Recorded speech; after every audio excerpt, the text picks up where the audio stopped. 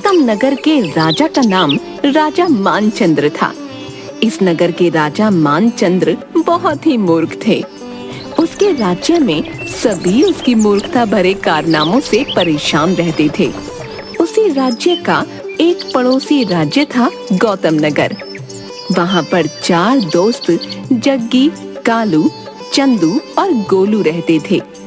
एक दिन 4 दोस्त जग्गी, कालू, चंदू और गोलू सैर पर निकलते हैं और रास्ता भटक जाते हैं। अरे भाइयों, ये कौन सी सैर पर निकले हैं? रास्ता ही नहीं खत्म हो रहा। चंदू से पूछना, यही तो हमें बड़ा वाला पहाड़ दिखाने लाया था, अब पता नहीं कहाँ लेकर आ गया है। अरे दोस्तों, गुस्सा क्यों होते हो? मैं हूं ना, तुम लोग परेशान मत हो। चलो आज नहीं तो कल हम वापस घर पहुंच ही जाएंगे। अरे भाई, ये क्या बोले जा रहा है तू? जेब में एक फूटी कौड़ी नहीं है, हम जाएंगे कहाँ? बस चलता जा, जहाँ भगवान ले जाए हम वहाँ पहुँच जाएंगे। मुझे नहीं जाना तेरे पीछे, तुझे जहाँ जाना है वहाँ जा, मैं खुद ही अपना रास्ता ढूंढ लूंगा। जग्गी गुस्सा होकर उन लोगों से अलग हो जाता है और अकेले ही रास्ता ढूंढने निकल पड़ता है। अरे भाई, ये जग्गी को कौन सी हड़बड़ी लगी थी जो हमसे अलग हो गया? छोड़ना, हम आगे चलते हैं। जग्गी आगे बढ़ ही रहा था, तभी एक जंगली कुत्ता उसके सामने आ जाता है। तू देख क्या रहा है? चल भाग यहाँ से। कुत्ता जग्गी की ओर बढ़ने लगता है। ओए हट जा, ओए हट जा, भागता क्यों नहीं? मम्मी बचाओ। कुत्ता जग्गी के पीछे दौड़ने लगता है। अरे कोई तो बचाओ, आज तो मैं गया। जग्गी वापस अपने दोस्तों के पास आ जाता है। बाप रे, बाल बाल बचा आज तो। क्या हुआ जग्गी, तू वापस आ गया? रास्ता मिल गया या रास्ते में कोई मिल गया? अरे जंगली कुत्ता तो मेरे पीछे ही पड़ गया था, जान बचाकर भागा हूँ और सोचा तुम लोगों को अकेला कैसे छोड़ दूं, इसलिए आ गया वापस। साथ में आया हूँ तो साथ में ही जाऊंगा। चल भाई, तुझसे कुछ भी नहीं होने वाला। एक छिपकली से तो तू डर जाता है और अकेले जाएगा है? तीनों जग्गी का बहुत मजाक उड़ाते हैं। हाँ ठीक है, तो तुम लोगों ने कौन सा रास्ता ढूंढ लिया है? वहीं के वहीं तो हो। चारों आगे बढ़ने लगते हैं। तभी चंदू को भूख लग जाती है। भैया तुम लोगों को तो पता है ना, मुझे बहुत भूख लगती है। तो क्या हुआ, अभी भी तुझे भूख लग गई क्या? हाँ दोस्तों, बहुत जोर से भूख लग गई है, अब तो एक कदम भी नहीं चला जा रहा। कुछ खिला दो इसे, वरना हम वर्षों तक यहीं बैठे रह जाएंगे। आसपास तो कुछ भी खाने का नहीं दिख रहा है, इसे क्या खिला दूं? चारों दोस्त प्रीतम नगर के करीब पहुंच जाते हैं। दोस्तों, मुझे बहुत ही ज्यादा स्वादिष्ट सुगंध आ रही है। आहा, ऐसा लग रहा है जैसे जलेबी बन रही हो। इसे तो सुगंध भी आ गई, मगर कहाँ से? आओ दोस्तों, मेरे पीछे आओ। चंदू प्रीतम नगर के अंदर आ जाता है। क्या बात है, इसकी नाक तो बहुत तेज हो गई है। याददाश्त भी इतनी तेज होती तो हम घर वापस पहुंच चुके होते अभी तक। दोस्तों, तुम लोग बातें क्यों कर रहे हो? मेरे लिए जलेबी खरीद दो। अब रहा नहीं जा रहा। जलेबी खरीद बोले जा रहा है। पैसे लेकर आया है क्या? भाई क्या पैसे पैसे करता है, मुझे भूख लगी है। आहा, क्या महक है। भाई कुछ चंद पैसे तो हैं मेरे पास, मगर इसमें आएगा क्या? शायद एक जलेबी आ जाए। ला, जितने भी हैं दे, इस चंदू के लिए जलेबी खरीद दूं। कहीं जलेबी की चाह में ये यहीं बेहोश ना हो जाए। लाओ भाई, कुछ जलेबियां दे दो। ये लो भाई, 3 किलो जलेबी। ये देख चारों हैरान रह जाते हैं। 3 किलो जलेबी, वो भी इतने कम पैसों में? बे कमाल हो गया। अरे भाई, हमारे प्रीतम नगर में हर चीज इसी भाव में मिलती है। हाँ, अरे भाई ये सब बात में सोचना, जलेबियां मुझे दो।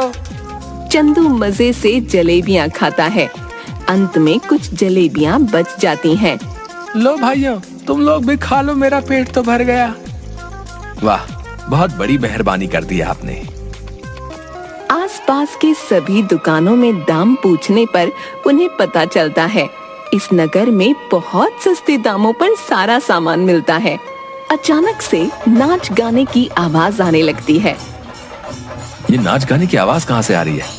चलो दोस्तों, चलकर देखते हैं। चारों दोस्त एक मेले में पहुंच जाते हैं। वाह क्या बात है, यहाँ तो बहुत ही खूबसूरत मेला लगा है। चारों दोस्त मेला घूमते हैं और खूब मजे करते हैं। दोस्तों, हम वापस घर जाएंगे या नहीं? जब तक रास्ता नहीं मिलता हमें यहीं इसी नगर में रहना होगा। हाँ दोस्तों, वैसे भी यहाँ किसी चीज की कोई कमी नहीं है, हम यहाँ रह सकते हैं। किसने बोला किसी भी चीज की कोई कमी नहीं है? हमारे पास एक भी पैसे नहीं है जिससे हम कुछ भी खरीद सकें। माना यहाँ सामान सस्ते हैं, मगर इसका मतलब ये तो नहीं कि ये मुफ्त में हमें सामान देंगे। वाह गोलू, जिंदगी में पहली बार तूने पते की बात की है। हमें पैसे कमाने होंगे।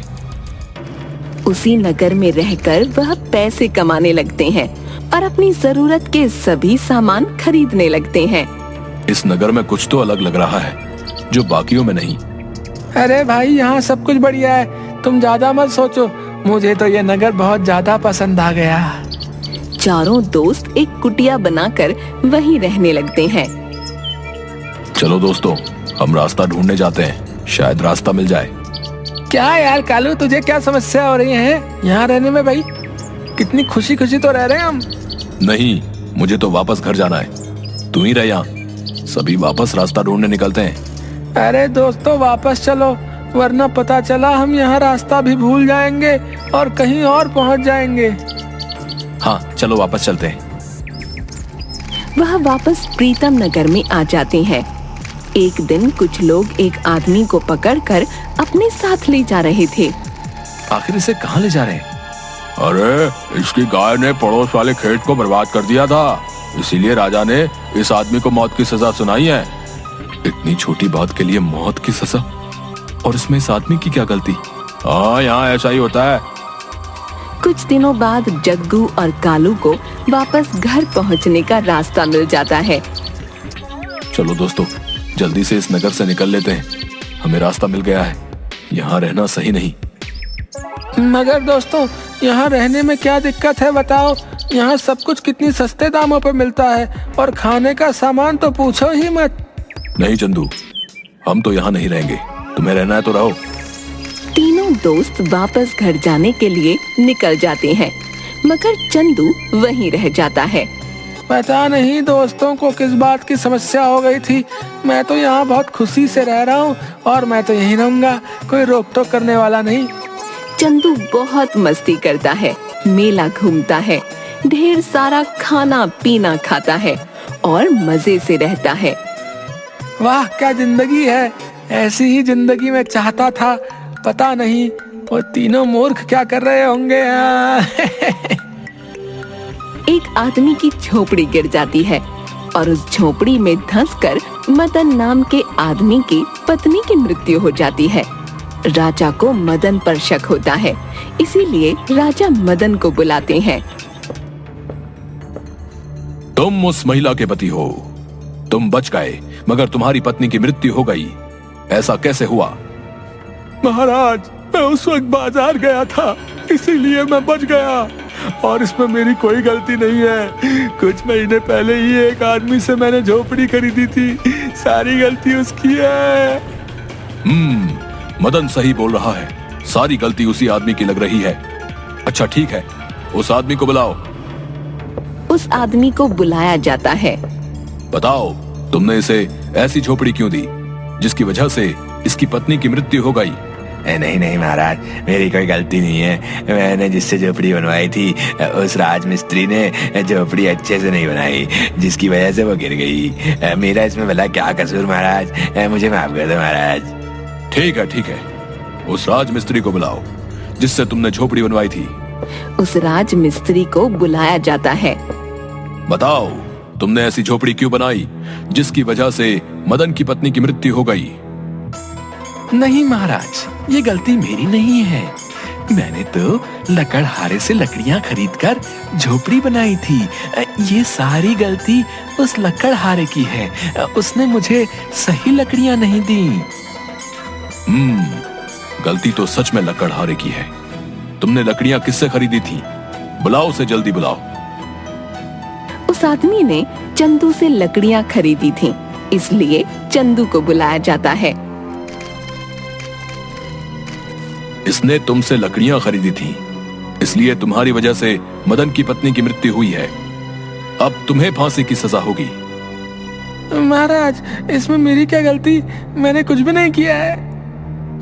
चंदू के दोस्तों को चंदू की चिंता होने लगती है, इसीलिए वह चंदू को वापस ले जाने प्रीतम नगर आते हैं।